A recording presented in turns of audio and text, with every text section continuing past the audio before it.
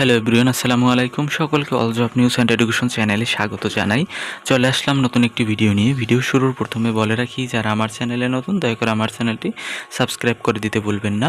তো আজকে ভিডিওর বিষয় হচ্ছে সম্মানিত শিক্ষকবৃন্দদের জন্য অষ্টম এনটিআরসিএ ভাইভা আপডেট নিয়ে চলে এসেছি। আপনারা অনেকেই জানতে চেয়েছিলেন যে ভাইভা পরীক্ষা কবে কি অনুষ্ঠিত হবে, কেন দেরি হচ্ছে, এই বিষয়টি নিয়ে আলোচনা করা হবে। আপনারা অনেকেই আমার কাছে জানতে চেয়েছিলেন যে ভাইভার ডেডলাইন কি আদৌ দিয়েছে কিনা। অনেকে মনে করতেছেন হ্যাঁ ভাইভার ডেডলাইন দিয়েছে। যদি এক কথায় বলি, না, এখন পর্যন্ত কোনো ভাইভার ডেডলাইন দেওয়া হয়নি। যা শুনছেন আপনি হয়তোবা ইউটিউব বা ফেসবুক থেকে গুজব শুনেছেন। তো দেখেন, বর্তমান আপডেট অনুযায়ী এমসিকিউ ফলাফল প্রকাশিত হয়েছে 22 এপ্রিল 2026। ভাইভার তারিখ এখনও আলাদা নোটিশে দেওয়া হয়নি।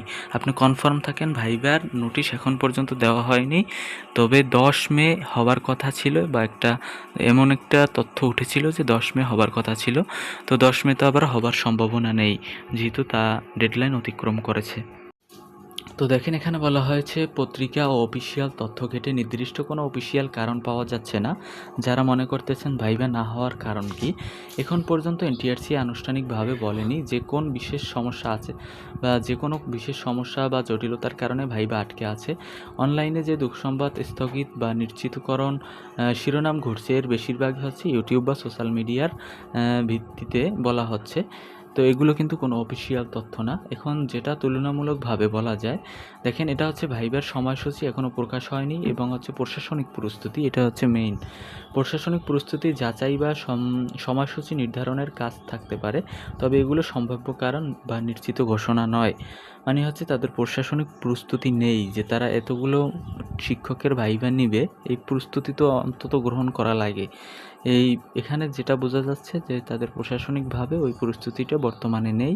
তো আপনাদের ভাইভা কবে নাগাদ অনুষ্ঠিত হতে পারে, এমন প্রশ্নের জবাবে আমি বলতে পারি যে আপনারা কিন্তু অবশ্যই ঈদের পরে কিন্তু আপনাদের ভাইভা অনুষ্ঠিত হবে। ঈদের আগে কোনো ধরনের সম্ভাবনা নেই আপনাদের। ইনশাল্লাহ আপনারা প্রস্তুতি গ্রহণ করুন।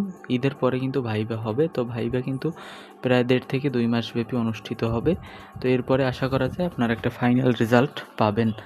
তো আপনাদের যা জিজ্ঞাসা ছিল, আশা করি আপনারা বুঝতে পারছেন যে এক কথায় ভাইভা কবে নাগাদ অনুষ্ঠিত হবে। তো ঈদের পরে অনুষ্ঠিত হবে। অবশ্যই এটা অফিসিয়ালভাবে এখন পর্যন্ত ঘোষণা আসেনি। তো ঈদের আগে ভাইভা হবার কোনো সম্ভাবনা নেই। তাদের প্রশাসনিক জটিলতার কারণে বা প্রশাসনিক প্রস্তুতির কারণে এটা হচ্ছে একটু দেরি হচ্ছে।